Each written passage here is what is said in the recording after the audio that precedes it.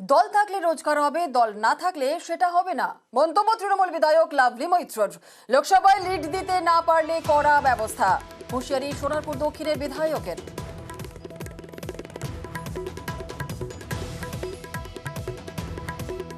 প্রত্যেকটা অঞ্চলে প্রত্যেকটা বুথে এমন কিছু কিছু মানুষ আছে যারা কোনো দলেরই না, সকালে তৃণমূল, রাত্রে বিজেপি, দুপুরবেলা সিপিএম।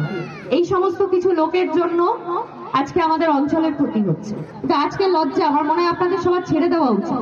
এবং আজকে আমি এখানে দাঁড়িয়ে বলে যাচ্ছি, আমি এটার মুখ্যমন্ত্রীর সঙ্গেও কথা বলবো, পার্লামেন্ট ইলেকশনে প্রত্যেকটা বুথ ভিত্তিক আমরা রেজাল্ট দেখবো। যেই বুথের রেজাল্ট দেখবো যে খারাপ আছে, যেই বুথের লিড হবে না, সেই বুথের বুথ সভাপতি এবং সদস্য তাদেরকে কিন্তু রিজাইন করাতে হবে।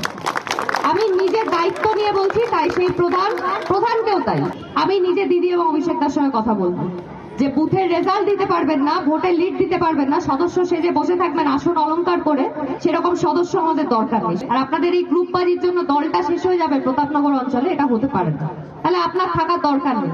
আমি বাইরে থেকে লোক নিয়েছি, এখানে যেভাবে খুশি সেভাবে রাজনীতি হবে। দল থাকলে রোজগার হবে, রোজগার কে কিভাবে কোথা থেকে করেন আমি সব জানি, আমার কাছে সব খবর আছে। হ্যাঁ, দলটা না থাকলে তো সেটা হবে না। তাই জন্য বলছি গ্রুপবাজি বন্ধ করুন। তৃণমূলের লক্ষ্য টাকা তোলা, আর একথা স্বীকার করেছেন লাভলি। কটাক্ষ করেছেন শ্রমিক ভট্টাচার্য। লোকসভা নির্বাচনের প্রাককালে যেভাবে তৃণমূল কংগ্রেসের কর্মীদের মধ্যে নিরুৎসাহ দেখা যাচ্ছে, মানুষ যেভাবে সরে যাচ্ছে, কেউ ভয় সরে যাচ্ছে, কেউ হতাশ হয়ে সরে যাচ্ছে যে কোন দলটা করেছি, কেউ ভবিষ্যতের রাজনীতির কথা ভেবে সরছে, সেখান থেকে উনি বলছেন। কিন্তু এই স্বচ্ছতা সততার সঙ্গে দলের যে মূল লক্ষ্য টাকা তোলা, দল থাকলে টাকা আসবে, সেটা তিনি যে স্বীকার করেছেন, সহজ সরলভাবে বলেছেন, তার জন্য তাকে অনেক অনেক অভিনন্দন, শুভেচ্ছা থাকলো। দ্বন্দ্ব রুখতে কৌশলী বঙ্গ বিজেপি। 24 লক্ষে আদি 90-এর মিশলে নির্বাচনী কমিটি গড়ল রাজ্য বিজেপি। 20 জনের কমিটিতে রয়েছেন সুকান্ত, শুভেন্দু, দিলীপ, রাহুল। আর কমিটিতে সাংসদ, বিধায়ক ও কেন্দ্রীয় মন্ত্রী। দ্বন্দ্ব মিটিয়ে একসঙ্গে চলার বার্তা নাড্ডার শ্বাস।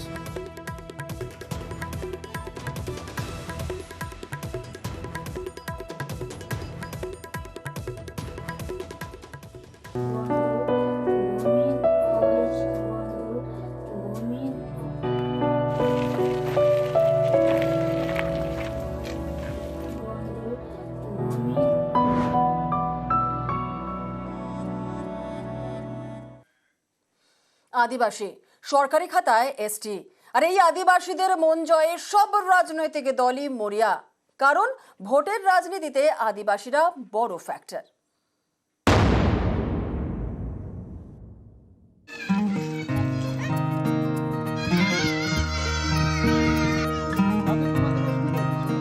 আদিবাসী মানে তপশিলি উপজাতি বা এসটি ভোট। এই আদিবাসীরা ভারতের রাজনীতিতে বড় ফ্যাক্টর। দেশের বর্তমান রাষ্ট্রপতিও আদিবাসী মুখ দ্রৌপদী মুর্মু। 2019-এর লোকসভা ভোটে এ রাজ্যে আদিবাসীদের বড় অংশের সমর্থন যায় বিজেপির দিকে। রাজ্যে এসটি সংরক্ষিত বিধানসভা আসন 16টি, উত্তরবঙ্গে 8টি, দক্ষিণবঙ্গে 8টি। গত লোকসভা ভোটে আদিবাসীদের জন্য সংরক্ষিত এই 16টি আসনের মধ্যে 13টি বিধানসভা আসনে এগিয়ে ছিল বিজেপি। এই আদিবাসী ভোটাররা জঙ্গলমহল জুড়ে ফ্যাক্টর। 19-এ জঙ্গলমহলের 14 আসনে মাত্র 3টি আসনে এগিয়েছিল তৃণমূল, বিজেপি এগিয়েছিল বাকি 11টি আসনে। 21-এর বিধানসভা ভোটের আগে জমি পুনরুদ্ধার করতে ঝাঁপায় তৃণমূল। আদিবাসীদের জমির অধিকার কেড়ে নিতে দেব না বলে আইন করেছি। 60 বছর বয়স হলেই তারা প্রত্যেকে কিন্তু একটা বার্ধক্য ভাতা 1000 টাকা করে পাবে। 18 বছর বয়সের পর থেকে প্রত্যেক বিধবাকে 1000 টাকা করে আমাদের সরকার দেবে। আমরা বেশি করে আরো সাঁওতালি স্কুল তৈরি করছি। আদিবাসীদের মন পেতে বিজেপিও কোমর বেঁধে ময়দানে নামে।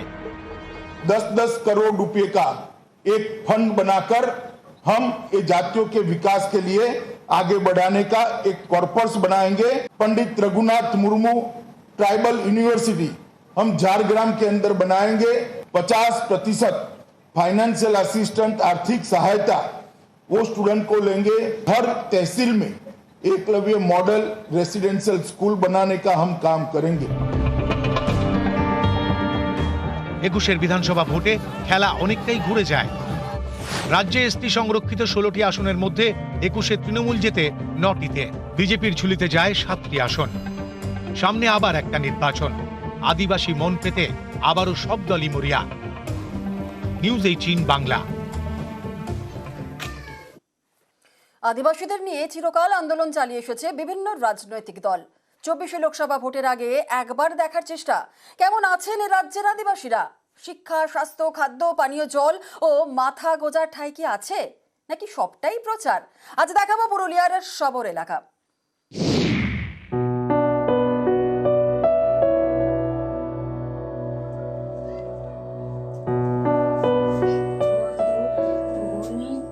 আদিবাসী মানেই সমাজের মূল স্রোত থেকে যেন অনেক দূরে, এমনই ধারণা ছিল অনেকের। আদিবাসীদের উন্নতির দাবিতে বিভিন্ন রাজনৈতিক দল আন্দোলন করেছে। সরকার আদিবাসীদের উন্নতির জন্য নানা প্রকল্পও নিয়েছে। অনেক আদিবাসী ঘুরে দাঁড়িয়েছে। বিভিন্ন আদিবাসী সম্প্রদায়ের উন্নতি হয়েছে, যেমন পুরুলিয়ার সবর। 1992 সাল থেকে এদেরকে দেখে এসেছি যে এদের এই একেবারে ঝুপড়ি ঘর ছিল। চোর ডাকাত বলে এরাকে সকলেই ওই পুলিশ যখন তখন এসে ধরে নিয়ে চলে যেত। সবরদের খুবই ডেভেলপমেন্ট হয়ে চলেছে। নিজেদের মনোভাবেরই এসেছে যে না, আমরাও কিছু করব। পুরুলিয়ার 8টি ব্লকে থাকেন সবররা। বান্দোয়ান, পুঞ্চা, বড়াবাজার, মানবাজার 1, মানবাজার 2, হুরা, বলরামপুর এবং পুরুলিয়া 1। এই 8টি ব্লকে প্রায় 12,552 জন সবর থাকেন। জঙ্গলে বসবাস, অনুর্বর জমিতে চাষ করা যায় না। একসময় জঙ্গলের পশু পাখি শিকার করেই দিন কাটত। ধীরে ধীরে পশু পাখির সংখ্যা কমায়, শিকারে টান পড়ে। তখন অন্য পথ ধরেন সবররা। চুরি, ছিনতাই সহ নানা ধরনের অপরাধে জড়িয়ে পড়েন। 1871 সালে সবরদের ক্রিমিনাল ট্রাইবাল হিসেবে ঘোষণা করে ব্রিটিশ সরকার। ক্রিমিনাল ট্রাইবাল অর্থাৎ অপরাধী আদিবাসী। স্বাধীনতার পর তাদের সমাজের মূল স্রোতে ফেরাতে উদ্যোগী হয় ভারত সরকার। ব্রিটিশ সরকারের দেওয়া তকমা তুলে নেওয়া হয়। সরকারি উদ্যোগে নানা প্রকল্প চালু হয়। পুরুলিয়ার সবর সম্প্রদায়ের ছেলেমেয়েরা এখন রোজ স্কুলে যায়। শিক্ষার হাত ধরে অনেকটাই বদলে গিয়েছে তাদের জীবন।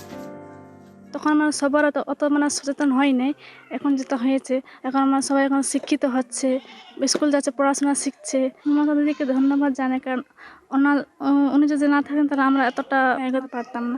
যেমন স্কুল থেকে বই, স্কুল ড্রেস, খাতা, আর শিক্ষাশ্রী, কন্যাশ্রী, আরও অন্যান্য জিনিস আছে। এখন পুরুলিয়ার সবর পড়ুয়ার সংখ্যা 1,656। কেউ প্রাইমারি স্কুলে পড়ে, কেউ হাই স্কুলে, অনেকেই মাধ্যমিক, উচ্চ মাধ্যমিক পাশ করেছে।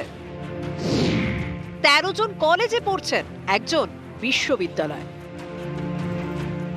2022 সালে পুরুলিয়ার রমণীতা সবর MA পাশ করেন। প্রথম সবর হিসেবে মাস্টার ডিগ্রি। তিনি এখন ঝাড়খণ্ডে চাকরি করছেন। রাজ্য সরকারের যে সমস্ত প্রকল্পগুলো, যেমন সবুজ সাথী সাইকেল রয়েছে, কন্যাশ্রী আছে, রূপশ্রী আছে, তার মধ্য দিয়ে একাধারে ওনারা যাতে পড়াশোনা করেন, নারী শিক্ষার হার যাতে উন্নত হয়, উচ্চ শিক্ষার মধ্যে যেন ওরা যেতে পারেন। শিক্ষাক্ষেত্রে সবররা নিঃসন্দেহে এগিয়ে আসছে। সবরদের যে জীবনযাত্রা বদলেছে, তারা এখন স্বপ্ন দেখে ডাক্তার হওয়ার, ইঞ্জিনিয়ার হওয়ার, পুলিশ হওয়ার। পুরুলিয়ার সবর গ্রাম থেকে ইন্দ্রজিৎ মণ্ডল, নিউজ 18 বাংলা।